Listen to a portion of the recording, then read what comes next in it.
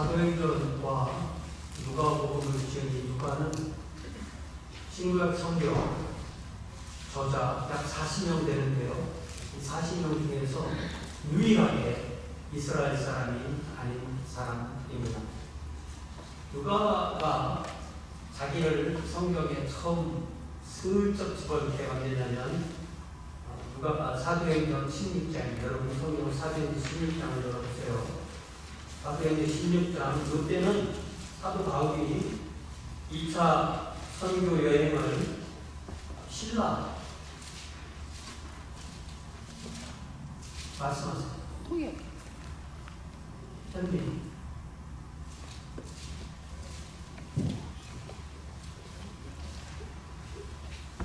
현빈을 드립니다. 대신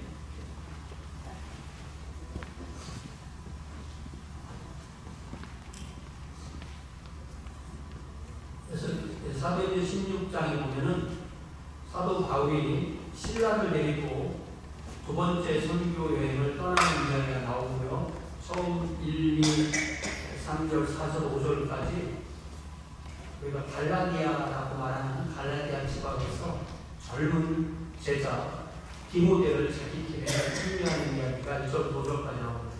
그러니까 바울, 신라 더하기 디모데 3명 되었죠. 그리고 6절, 7절, 8절에는 사도 바울이 오늘날 튀르키예의 서부 해안의 각 주들에서 선교의 기회를 찾으려고 많이 노력했지만 잘 길에 의지 않는 아시아 속주에서 예수를 전할 방법을 찾지 못하고 하고 있는 동안에 9절에 보니까 여러분 거기 9절에 보니까 밤의 환상이 바울에게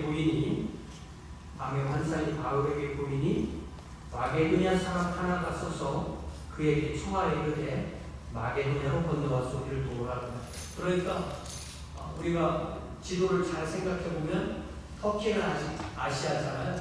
그리고 에게를 건너면 거기가 마케도니아와 그리스 지역인데요. 그 마케도니아에 있는 어떤 한 사람이 일어나서 배를 타고 여기를 건너와서 우리를 도와주세요라는 그런 환상을 보았다는 것입니다. 그리고 제가 주보에 써드린 10절을 봅시다. 주보에 제가 10절을 써드렸는데요. 같이 한번 읽어보겠습니다. 시작. 바울이 그 환상을 보았을 때 우리가 곧 마게도냐로 떠나기를 했으니 이는 하나님이 저 사람들에게 복음을 전하라고 우리를 부르신 줄로 인정함이더라. 이 사도행전이 계속 진행되는 동안에 특별히 이 바울의 선교팀이 시작한 뒤로 이 문장의 주어가 우리가 라고 시작된 데가 여기가 첫 문장이에요. 그래서 많은 사람들은 생각하기를 이때가 누가가 이 선교팀에 조인한 때다 이렇게 생각하는 거예요. 그동안은 바울이 그들이 하다가 갑자기 우리가 라는 말이 나오는 거예요. 그러면서 이게 바로 사도 바울 팀에 누가가 자기를 집어넣으니까 우리 이렇게 말하는 거라고 생각합니다. 그래서 누가는 이 드로아 지역, 드로아가 우리가 어릴 때부터 많이 들은 그 트로이의 목마라고 말하는 그 그리스의 트로이 있잖아요. 그 트로이하고 상당히 가까운 그런 지역입니다. 드로아에서 누가가 사도 바울 팀에 조인했다 이렇게 이해를 합니다.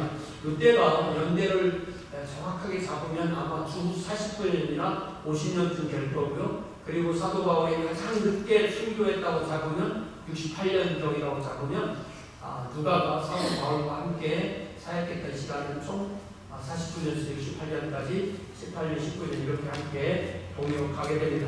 우리가 누가를 기억해야 되는 것이 바울 팀과 함께 사역했다는 것도 있지만 훨씬 더 중요한 것은 누가는 자신의 이름으로 된 복음서 누가복음을 저술했고 또 그 후편으로 교회의 탄생과 교회가 어떻게 퍼져나갔는지를 기술한 사도행전을 쓴 사람이 바로 이 누가라는 사실입니다. 그래서 여러분 다시 이제는 누가복음 1장을 펴보세요. 누가복음 누가복음과 사도행전은 전편, 후편 이렇게 되는 책이기 때문에 누가복음 1장을 보면 이 누가가 무슨 의도로 이 책을 썼는가, 누가복음을 썼는가 볼 수가 있어요. 그래서 여기 우리 중에 이루어진 사실에 대하여서 처음부터 목격자와 말씀에 일꾼된 자들이 전하해준 그대로 내력을 조수하라고 붓을 든 사람이 많았다. 무슨 얘기냐면 예수 그리스도께서 어떻게 탄생하시고 어떻게 자라나시고 어떻게 사역하시고 어떻게 고난받으시고 어떻게 십자가에서 운명하시고 장사지장을 내셨다가 부활하시고 어떻게 승천하는지에 대해서 자기 말고도 여러 사람이 서술했다는 내용을 1절에 기술했습니다. 그러면서 3절에 자신도 그 모든 일을 근원부터 자세히 이루어 살펴서 내가 나의 복음서를 쓴다라고 말합니다.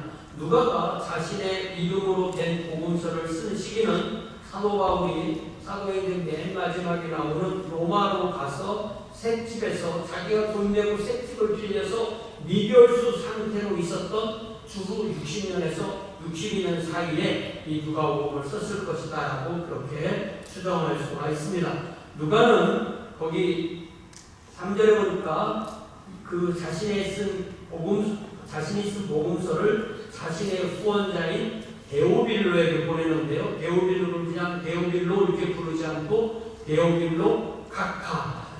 우리 한국에서 이제는 카카라는 말 잘 안 쓰는데 또 카카에게 또 복음서를 보낸다라고 했어요. 그래서 이 데오빌로라는 말은 우리가 조금만 생각해 보면 이 데우스, 이 헬라어로 페오스라는 게 하나님이고요.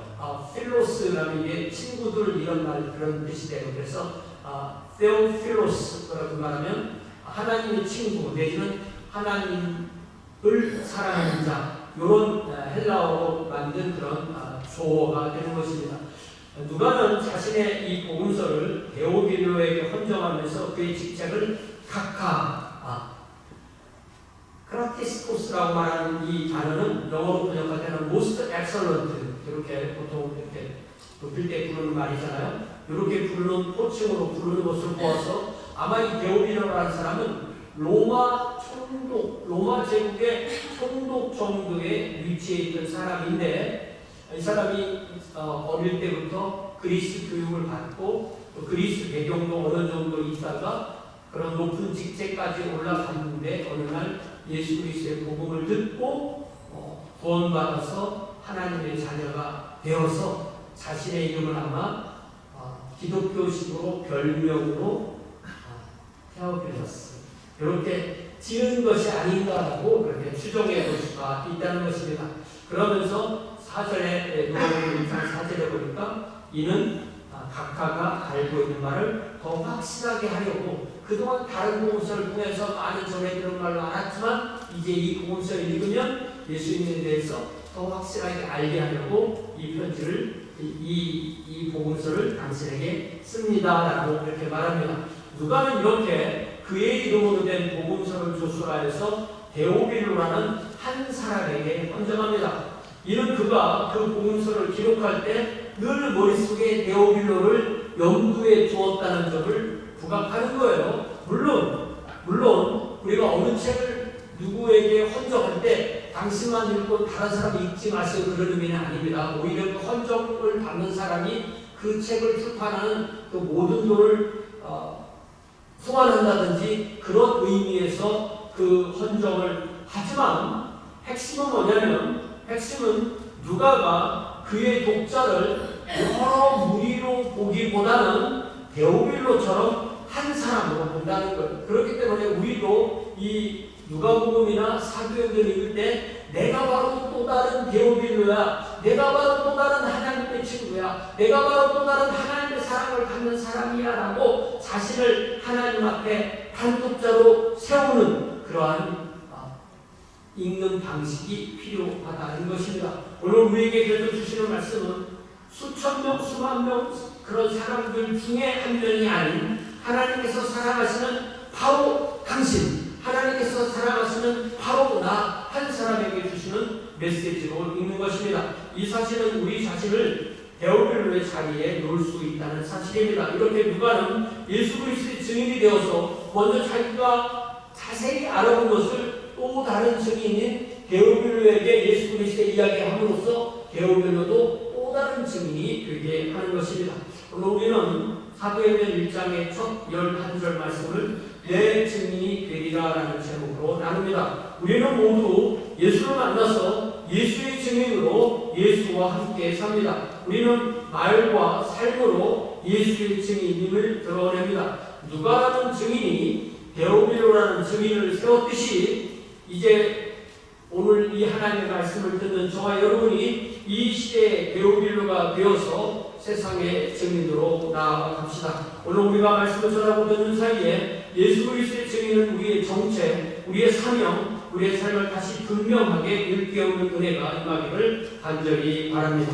자, 이제 다시 사도행전으로 왔어요. 사도행전 다시 1장으로 돌아옵니다. 사도행전 1장에서 1절부터 보겠습니다. 데오빌로요, 이렇게 시작해서 여기 잘 생각해보면 우리가 누가복음 1장을 보고 왔잖아요. 여기에서 보면 누가복음 1장에서 데오빌로를 부르는 말과 사도행전 1장에서 데오빌로를 부르는 말이 작지만 분명한 차이가 있죠. 어떤 차이인가요? 누가복음에서는 데오빌로 카카요라고 부르다가 여기서는 그냥 데오빌로요 이렇게 부르죠. 분명한 차이입니다. 그러니까 호칭을 생략하는 거예요. 이 한국이나 동양 문화권에서는 부모나 동기동창 친구를 제외하고는 제 이름을 부르지 않습니다. 제 아내도 저한테 정이라 그렇게 한 번도 안 해봤어요. 미국 사람들은 굉장히 이상한 분이에요. 그죠? 우리 아내가 저한테 한 번도 정이나 해본 적이 없어요. 우리 어머니 아버지는 가끔 그렇게 하세요. 제 친구도 동기동창만 저한테 정이나 이렇게 할 수 있지 선배들도 잘 그렇게 안 해요. 제 목사님들 그러죠. 이게 동양 문화권은 철저하게 상하문화예요. 그죠? 그런데 제가 미국에 와서 보니까 금방 미국 사람들은 딱 만나면 인사하고 나를 뭐로 불러줘 하면서 이름을 얘기하고 이름도 또 뚝 잘라서 앞에 부분만 뚝 자르고 거기다가 또 Y자 싹 집어넣어가지고 애칭으로 만들어서 이렇게 불러줘. 그래야만 너랑 나랑은 친구야. 이런 식으로 동양 문화는 철저하게 상하 문화이고 이 서양 문화는 철저하게 수평 문화라는 사실을 우리는 알 수가 있습니다. 이렇게 보면 우리가 뭐 문화가 더 나은 문화, 더 낫지 않은 문화가 있겠냐라는 생각이 들기도 하겠지만 어느 것이 더 옳은 문화일까요? 아니면 굳이 그렇게 묻지 않고 어느 것이 더 하나님의 왕국 개념과 더 잘 맞는 문화일까요? 누가는 분명히 누가복음에서는 데오빌로 카카라고 부르다가 사도행전에서는 데오빌로요 이렇게 불러요. 이것이 하나의 좋은 모델이 될 수 있습니다. 제가 지난번에 말씀드렸듯이 하나님에게는 손자, 손녀가 없습니다. 저는 손녀가 있는데 하나님은 손녀가 없으세요. 하나님께는 모든 사람이 자녀입니다. 하나님은 모든 사람을 자녀로 삼으셨기 때문에 하나님은 아버지가 되십니다. 그래서 그렇기 때문에 우리가 예수 안에 있다면 우리 모두는 형제, 자매입니다. 그런 면에서 하나님의 왕국 문화는 수평 문화라고 이해하는 것이 맞습니다. 수평 문화가 그렇다고 해서 인격이나 직책을 무시한다는 것은 절대로 아닙니다. 다만 모든 관계를 계급으로 이해하지 않고 하나님께서 주신 은사를 따라서 직분을 받고 직분을 따라서 사역한다는 것으로 이해한다는 것입니다. 우리는 사람을 위아래의 계급으로 대하지 않습니다. 우리는 모든 일을 형제 자매로 대하고 수평적으로 대합니다. 이것이 바로 하나님 왕국의 형제 자매 관계입니다.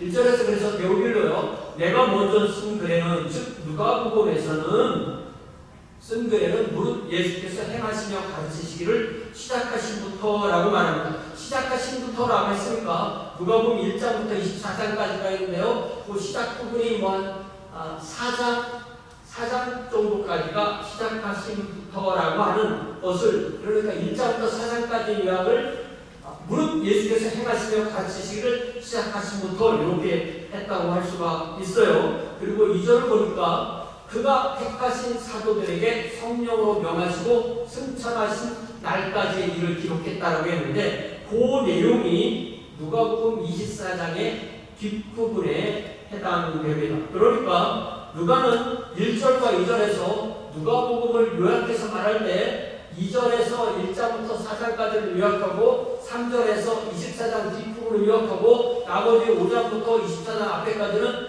다 생략. 회장님 왜 생략했어요? 누가복음 읽으면 되니까. 그러니까 쓸데없이 반복하지 말아라 이런 거죠. 자, 그러니까 이제 3절로 넘어가 보세요.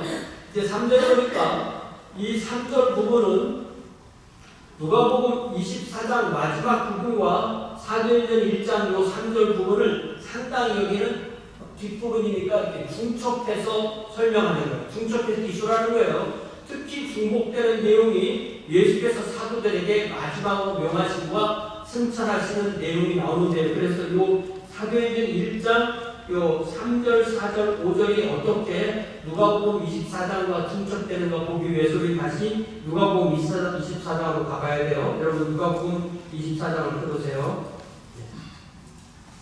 제가 차근하게 인도할 테니까 이렇게 한번 천천히 따라와 주세요. 누가복음 24장에 먼저 13절부터 보니까 우리가 많이 들어봤던 엠마오 마을로 가는 두 제자에게 부활하신 예수께서 합류하는 것부터 13절부터 시작됩니다. 그 두 제자 중에 한 사람의 이름이 18절에 나오는데요. 그 사람의 이름이 클로파스, 글로바라고 되어 있고요. 그리고 그 사람들이 이제 엠마오 마을에 다 도착했을 때 그 셋이서 예수님은 더 가시려고 하는 것 같다가 그 두 사람 예수님을 이렇게 집으로 모시고 들어가니까 예수께서 엠마오 마을의 숙소에서 그들과 함께 음식을 나누십니다. 부활하신 예수님께서 음식을 드신 거예요. 그 순간 그 두 제자는 자기들과 동행하고 예수의 고난과 부활에 대해서 말씀하신 그 동행자가 바로 부활하신 예수 당신을 깨닫게 된 것입니다. 깨닫는 그 순간 예수님은 그들에게 보이지 않았다는 거예요. 그래서 그 두 제자는 엠마오 마을로 아주 낙심하며 걸어가다가 부활하신 예수를 만나자마자 그날 밤 거기서 자려고 했던 계획을 포기하고 다시 거꾸로 예루살렘으로 올라가는 거예요. 돌아가 보니까 11제자와 다른 제자들이 있는 그 집에 가니까 거기 34절에 보니까 이미 예수께서 그 제자들에게도 보이고 특별히 시몬 베드로에게 보이셨다. 그렇게 먼저 그들이 얘기를 해줍니다. 그리고 35절에서 그 두 제자가 자기들의 엠마오로 가는 길에서 예수께서 동행하신 것, 예수께서 떡을 떼심으로 자기들에게 알려주셨다고 그렇게 증언합니다. 그리고 이제 누가복음 24장 36절을 보세요. 이렇게 제자들이 웅성웅성 얘기를 하고 있는 그 순간에, 그러니까 그 자리에 11제자도 있고 다른 제자들도 있고 글로바와 또 다른 제자가 다 함께 모인 그 자리에 다시 부활하신 예수께서 찾아오셔서 샬롬하고 그들에게 인사를 하시는 것입니다. 그리고 그들에게 자신을 성경을 들어서 증언하시고 그들 앞에서 구운 생선 한 토막. 여러분 제가 생선을 좋아하고 낚시를 좋아하니까 딱 들어오더라고요.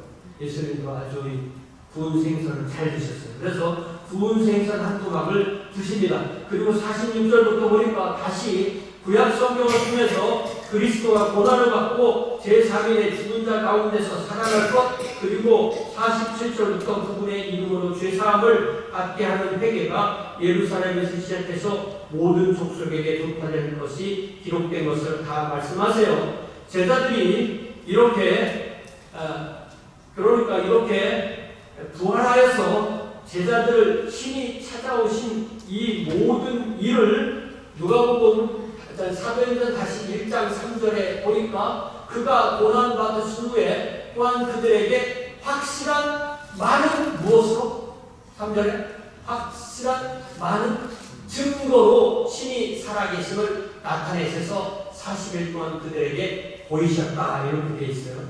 여러분 제가 여러분에게 이 증거라는 이 단어에게 한번 좀 여러분의 관심을 집중시켜달라고 이렇게 부탁드리고 싶어요. After his suffering, He showed himself to these men and gave many convincing proofs.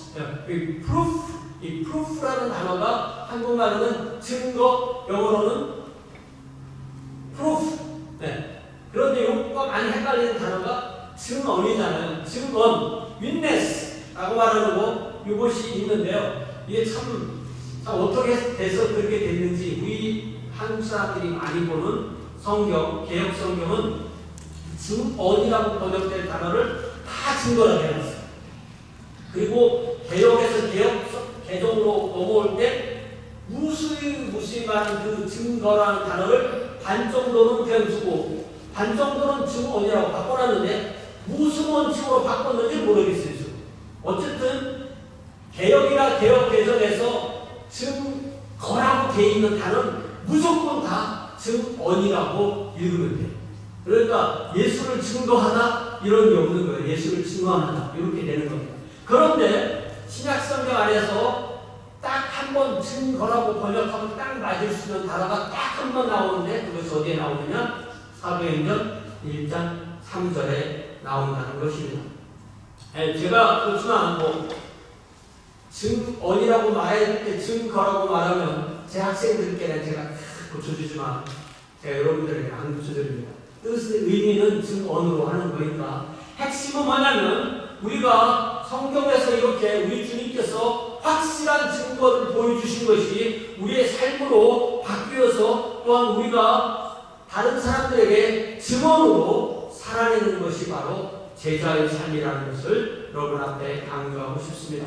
이 3절에서 두 번째 여러분에게 강조하고 싶은 말도 역시 이것도 번역과 관계되는데요. 마지막 부분을 보니까 그들에게 보이시며 무엇을 말씀하셨다고 했어요? 하나님 나라의 일을 말씀하셨다라고 되어 있어요. 제가 이 하나님 나라라는 이 번역도 저는 사용하지 않습니다. 성경에 되어 있지만 사용하지 않는 이유는 왜냐하면 대신 영어 성경에도 뭐라고 되어 있냐면 and spoke about the kingdom of God. 이 kingdom of God. 하나님의 왕국이라고 번역해야 되는 거예요. 이 바실레이아 투 대국. 이건 뭐냐면 이 바실레이아라는 것은 분명히 왕이 다스리는 나라를 말하는 거예요. 왜냐하면 우리가 이제 이 언어라는 건 범주잖아요. 그래서 나라라는 범주 안에 여러 가지 나라 형태가 있는데 뭐 왕국도 있고 제국도 있고 뭐 공국도 있고 공이 다스리는 공국이에요. 뭐 백작이 다스리는 백국이고 이런 식으로 되는 거예요. 그러니까 영국은 지금 왕이 다스리니까 왕국이잖아요. 사우디아라비아는 왕이 다스리니까 왕국이고 미국은 왕이 없으니까 그냥 민주주의적인 그런 국가예요. 그래서 우리가 이미 1세기에만 봐도 많은 이 범주가 있는데 예를 들면 민족국가도 있고요. 제국도 있고요. 민주정하는 나라도 있고 독재하는 나라도 있고 공산주의 나라도 있고 또 나중에 와서는 또 뭐 사회주의 국가도 있고 여러 가지가 있는 거예요. 중요한 것은 삼위일체 하나님이 세우시려는 것이 하나님의 나라가 아니라 하나님의 왕국이라는 거예요. 우리가 여기서 주목해야 될 것은 기독교는 어떤 민족 국가에 매이지 않고 민족성을 극복해야 되며 더 나아가서 하나님의 왕국은 절대로 하나님의 제국이라고 불리지 않는다는 것입니다. 그렇기 때문에 하나님께서 세우시는 이 왕국은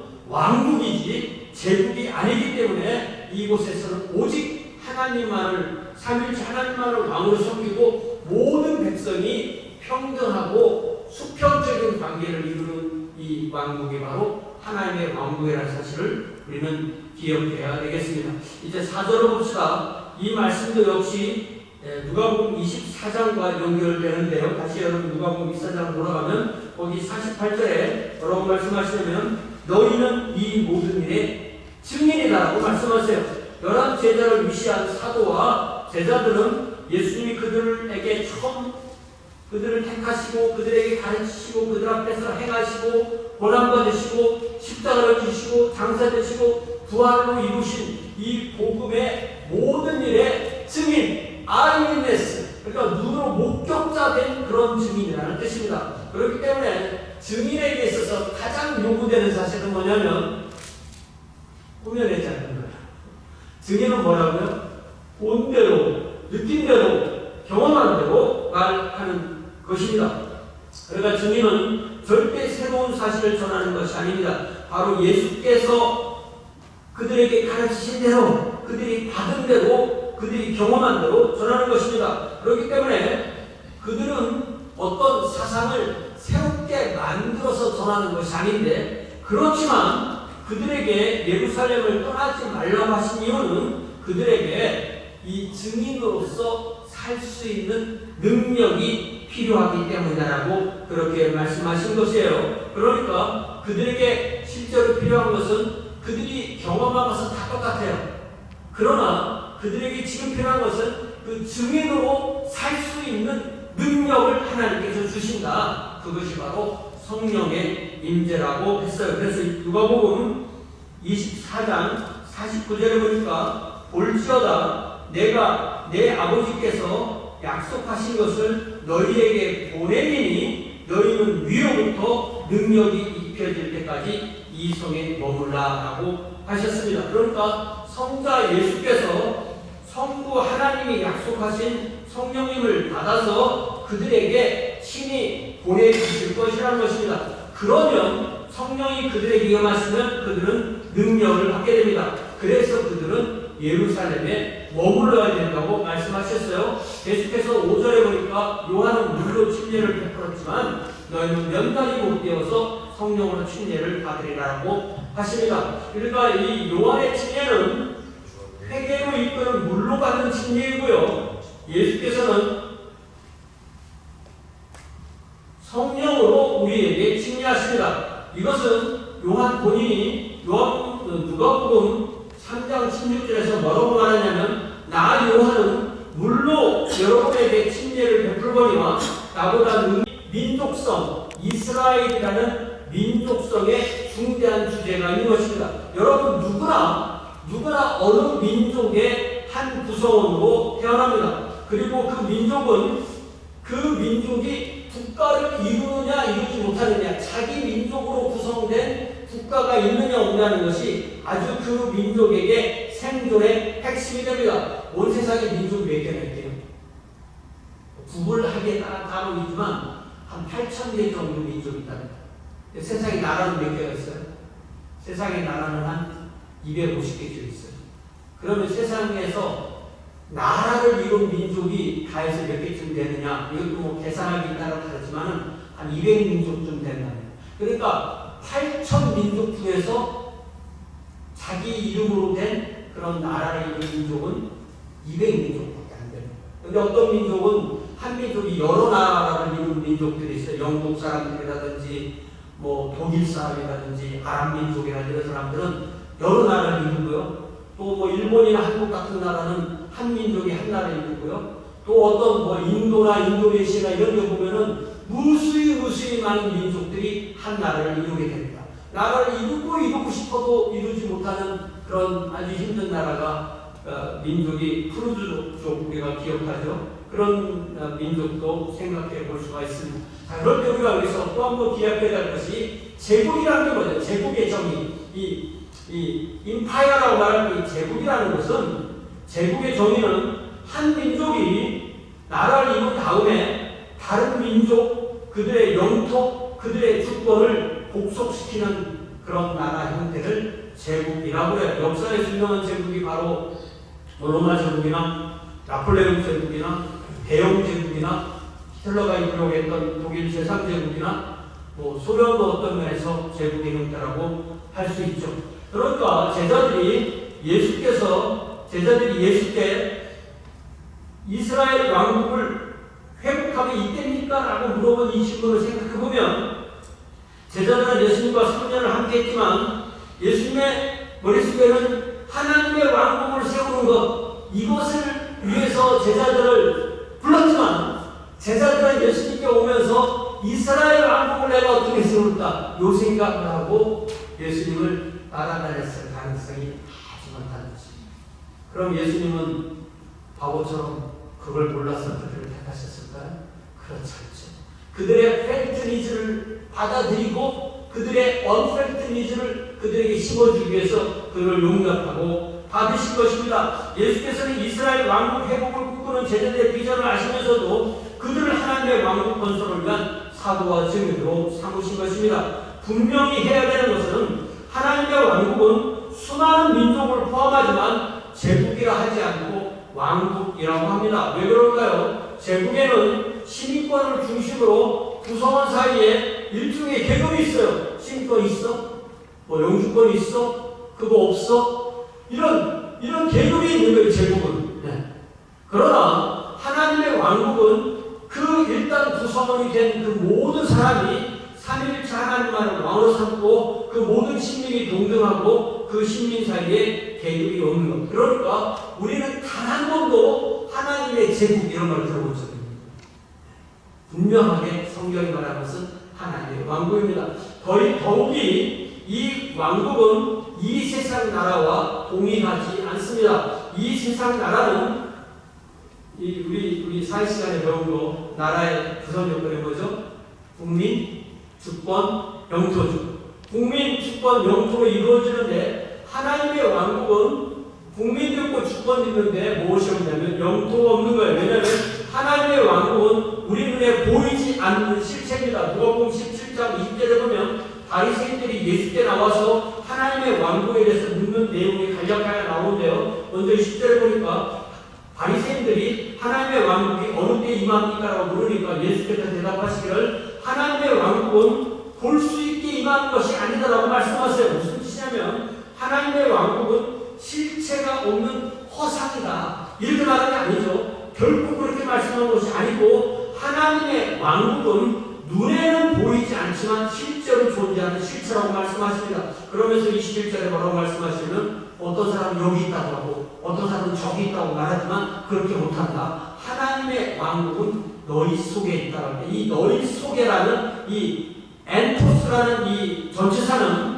우리가 영어 성경을 보면 within you 너희들과 함께하는 너희들 안에 내지는 among you 너희들 사이에 내지는 in the midst of you 너희들이 있는 그 중에 있다라고 그렇게 말씀하셨어요. 왜냐하면 하나님의 왕국을 바리새인들은 기다렸지만 그들은 이스라엘 왕국을 생각했을 가능성이 높고요. 예수님은 뭐라고 말씀하시면 내가 이미 이 땅에 왔기 때문에 누구든지 나를 주와 구주로 인정하는 그 사람이 있는 그 사이에 하나님의 왕국은 있다. 예수를 진정한 왕으로 예수님을 왕으로 인정하는 그 사람이 한 사람 이상 모였을 때 그 사이에 하나님의 왕국은 시작된다고 이렇게 말씀하시는 것입니다. 그런데 제자들은 아직도 민족으로서의 이스라엘 왕국의 회복을 마음속에 강력하게 품고 있습니다. 비록 예수께서 하늘로 복하실 것이지만 제자들 자신을 회복된 이스라엘 왕국에서 어떤 특별한 역할을 내가 그 왕국을 주시면 내가 최소한 어디까지는 내 자리가 있어야 돼. 아마 그런 것을 생각했던 것이 그때까지 제자들의 멘탈리티였다고 우리는 이해할 수가 있습니다. 그럴 때 우리 주님은 뭐라고 답하시나요? 7절을 보세요. 7절에 보니까 제자들이 이때입니까? 이렇게 물어봤잖아요. 그러니까 우리 주님께서는 때와 시기는 아버지께서 자기의 권한에 두셨으니 너희 할 바 아니다. 이렇게 말씀하시잖아요. 그러니까 우리 주님은 구체적인 때와 시기에 대해서 그건 아버지 수반이다. 마치 종말에 대해서 물어볼 때도 예수님이 당신을 부르실 때는 아들이라고 부르셨으니까 천사도 모르고 아들도 몰라 아버지만 알아. 무슨 말이냐면 사실은요 안 가르쳐서 이 말이 같은 말이에요. 그것은 아버지 소관이야 라고 말씀하세요. 그러니까 이것은 절대로 어떤 시기를 생각하는 것은 제자들의 관심사일 필요가 없다. 그것을 시기에 대해서 관심을 가질 이유나 필요가 전혀 없다고 잘라서 말씀하십니다. 그러면서 제자들이 관심 가져야 될 것이 무엇인지 8절에 말씀하시는데 8절에 우리가 아주 핵심을 가지고 눈을 동그랗게 뜨고 쳐다봐야 되는 말씀인데요. 이 말씀을 크게 3등분 할 수 있겠죠. 첫 번째, 오직 성령이 너희에게 임하시며 그러니까 4절에서 말씀하셨던 아버지께서 약속하신 것 그리고 5절에서 말씀하신 성령으로 침례를 받는 것의 실체가 성령이 제자들에게 임하는 것입니다. 그러면 성령은 이전에는 일하지 않고 지적 이전에는 임하지도 않고 일하지도 않으셨다는 뜻일까요? 그렇지 않습니다. 삼위일체 하나님은요, 영원 전부터 영원 후까지 항상 함께 일하십니다. 언제나 어디서나 항상 함께 일하십니다. 오늘 본문에서도 2절부터 보면 예수께서 사도들에게 명하실 때 성령으로 그렇게 하셨다고 하셨어요. 4절에서도 내게서 들은 바 아버지께서 약속하신 것이라 하셨습니다. 다만 예수께서 말씀하시는 것은 제자들 각자 모두에게, 한 사람 한 사람 각자에게 그들의 존재 안에, 그들의 마음속에 성령께서 오셔서 그들 각자 안에 임재하시는 때가 온다고 말씀하시는 것이 오직 성령이 너희에게 임하시면이라는 그런 뜻이에요. 이것을 우리가 요한복음 14장 15절 16장 자세히 보면 성령께서 오신다는 얘기가 있는데 다 읽어드리지 못하고요. 제가 한 절 요한복음 14장 16절만 읽어드릴게요. 내가 성자께서 아버지께 구하겠으니 성부께 구하겠으니 그가 성부가 또 다른 보혜사 즉 성령을 너희에게 주사 영원토록 너희와 함께 있게 하겠다고 하셨습니다. 보혜사이신 파라클레토스이신 예수께서 아버지 하나님께 돌아가셔서 또 다른 에나더 파라클레토스이신 성령을 보내주신다는 말씀이죠. 성령께서 너희에게 임하시면 너희가 권능을 받고, 그러니까 여기에 권능이라고 번역된 이 단어가 드나미스라는 단어인데요. 여기에서 다이나마이트라는 단어가 나왔어요. 그래서 성령의 능력은 다이나마이트 같다 이렇게 말하는 것은 거꾸로 뒤로부터 들어온 해석이니까 전혀 맞지 않는 해석이고요. 성령의 능력이라는 그 능력이라는 말을 갖고 그 단어를 만든 거예요. 여기서 중요한 것은 그렇기 때문에 성령이 주신 권능은 단순히 신비로운 기적을 행하는 힘이 아니라 부활의 확실한 증거를 가진 성도가 그것을 입 밖으로 내어 말하게 하는 증언의 역동성이 그 안에 있게 된다는 것입니다. 객관적 사실인 증거가 내면에 머물러 있는 종적 상태라면 두나미스를 가진 이후에는 그 속에 있던 그 증거를 붙들고 세상의 거대한 저항과 죽음의 공포를 뚫고 나아가서 예수를 주라고 고백하게 만드는 그 실제적인 유능함과 영적 에너지를 바로 두나미스라고 합니다. 결국 권능을 받는다는 것은 우리가 부활의 구경꾼에 머물지 않고 땅끝까지 나아가서 예수를 외치는 살아있는 증인으로 완전히 탈바꿈하도록 말하는 그런 능력을 말합니다. 그렇게 되면 그 다음에는 예루살렘과 온 유대와 사마리아와 땅끝까지 이르러 내 증인이 되리라고 하셨습니다. 예수께서는 제자들에게 예루살렘을 떠나지 말라고 명령하셨고, 하지만 성령이 그 제자들에게 임하면 제자들은 예루살렘부터 시작해서 유대, 사마리아와 땅끝까지 예수의 증인이 될 것입니다. 예루살렘은 갈릴리 출신 제자들이 지금 머무는 장소예요. 우리 식으로 말하자면 갈릴리는 어디냐면 저기 밑에 경상도, 저기 밑에 전라도, 그런 시골을 말하는 거예요. 물론 북쪽에 있었지만, 그러니까 그런 시골 사람들이 지금 서울에 올라와서 머문다 이런 식으로 이해를 하는데요. 그렇지만 그들은 처음에는 예루살렘을 떠나지 말고 성령의 임재와 능력을 기다려야 됩니다. 그랬을 때 성령께서 오셔서 능력을 받으면 그 다음에 갈 지역은 유대예요. 유대를 그러니까 우리식으로 말을 바꾸면 서울을 포함하는 수도권이나 경기도 지역이라고 할 수 있겠죠. 그 다음에 사마리아는 아주 유대와는 인접하지만 문화적으로 종교적으로 거의 적대적인 것, 서로를 인정하지 않는 그런 곳이에요. 우리식으로 말하자면 북한이라고 할 수 있어요. 그리고 중국이나 일본부터는 땅끝의 시작이라고 할 수 있습니다.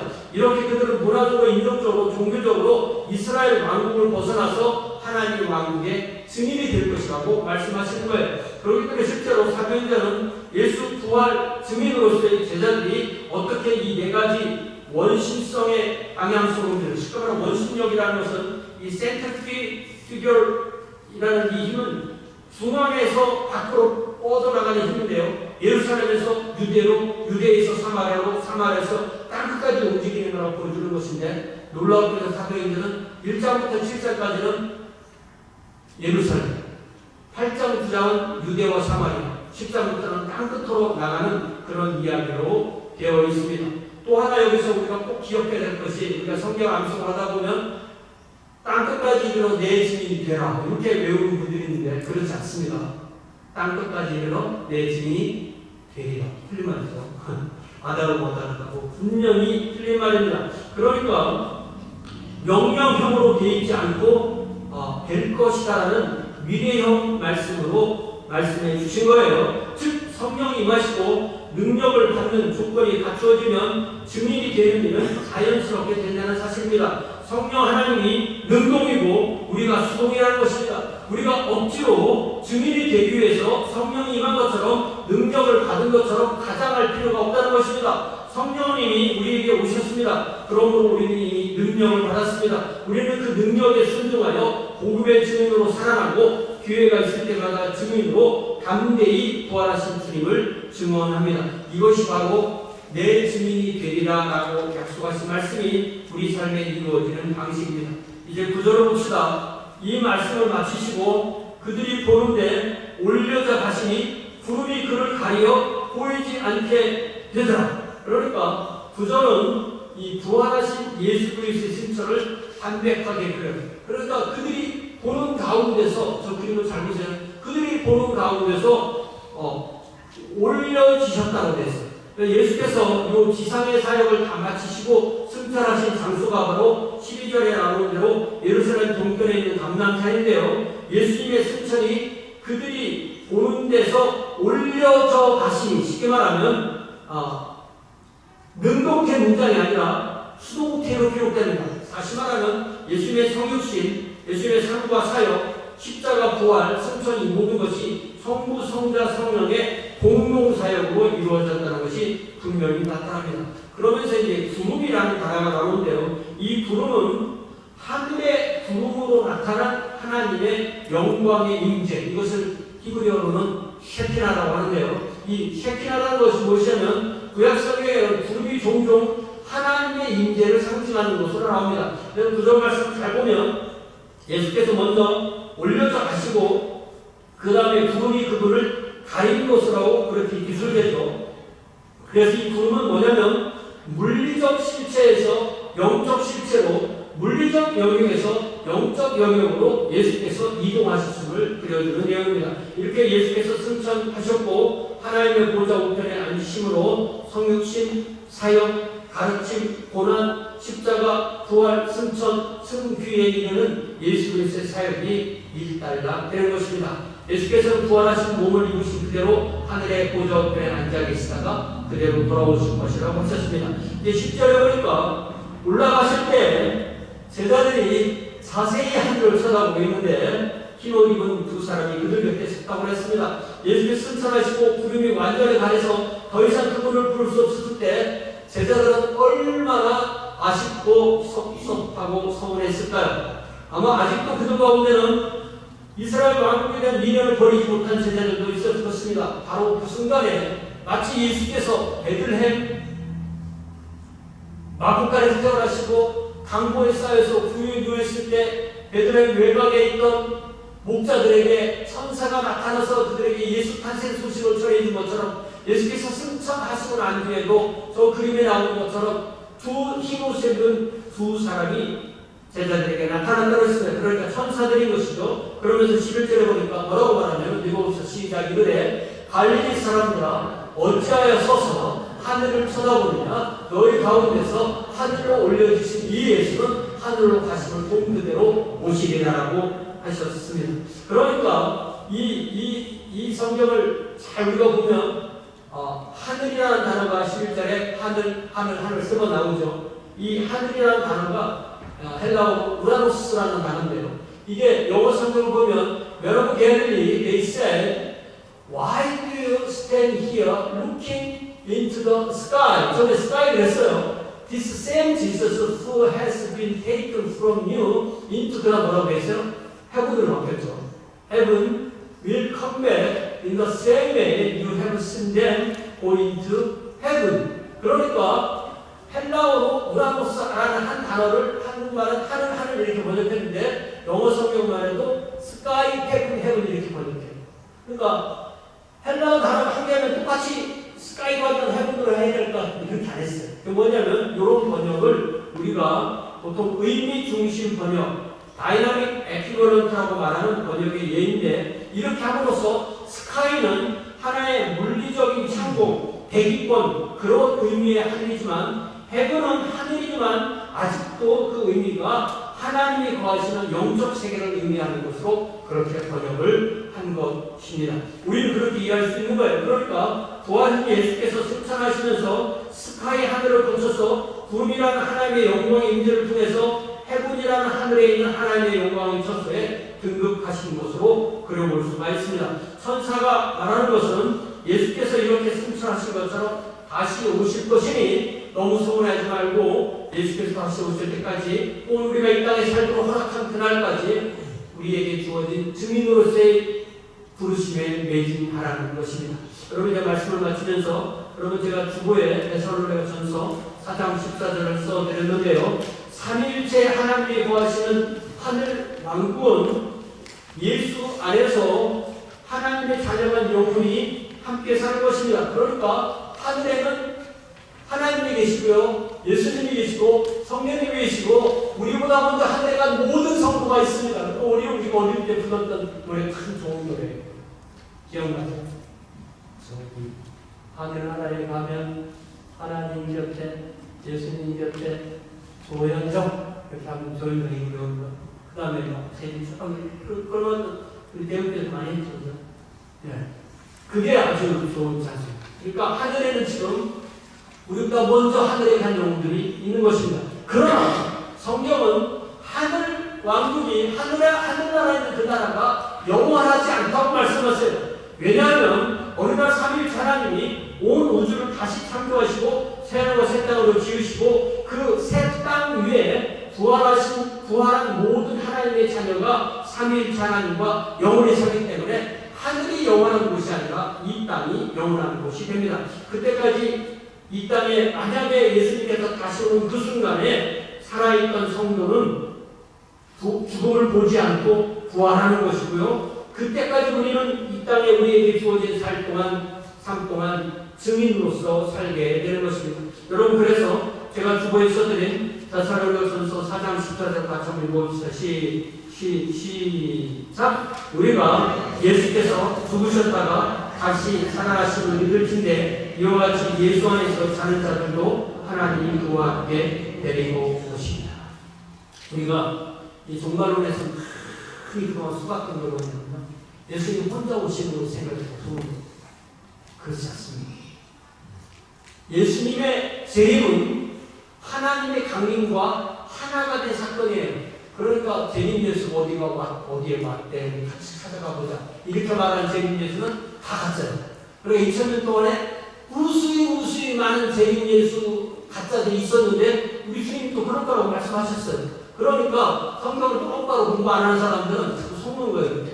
그러니까 자기께 자기가 속아 넘어가는 거죠. 그래서 우리는 그렇기 때문에 성부께서 성자와 함께 이미 하늘로 간 무수한 영혼들과 함께 이 땅에 강림하실 때까지 만약에 그것이 오늘이라면, 만약에 그것이 내일이라면 우리는 죽음을 보지 않고 바로 부활의 몸으로 바뀌어서 주님을 하늘로 가서 마주하고 바로 이 땅으로 내려오게 되는 것입니다. 그래서 우리의 생애 가운데 우리 주님이 다시 오시지 않는다 해도 우리는 그날을 늘 사모하면서 우리의 생애 가운데 우리에게 주어진 사명, 그게 뭐예요? 증인으로서의 사명을 사는 것. 그러니까 나는 증인으로 부름을 받았다, 증인으로서의 사명이 있다, 증인으로서 산다는 이것을 우리가 잊지 말고 우리의 삶 가운데 이루어내야 하겠습니다. 이제 반주해 주신 동안에, 오늘 우리가 말씀을 듣는 동안에 하나님께서 우리에게 허락하신 기도의 제목으로 함께 소리를 내어 잠시 기도합시다. 함께 기도합니다.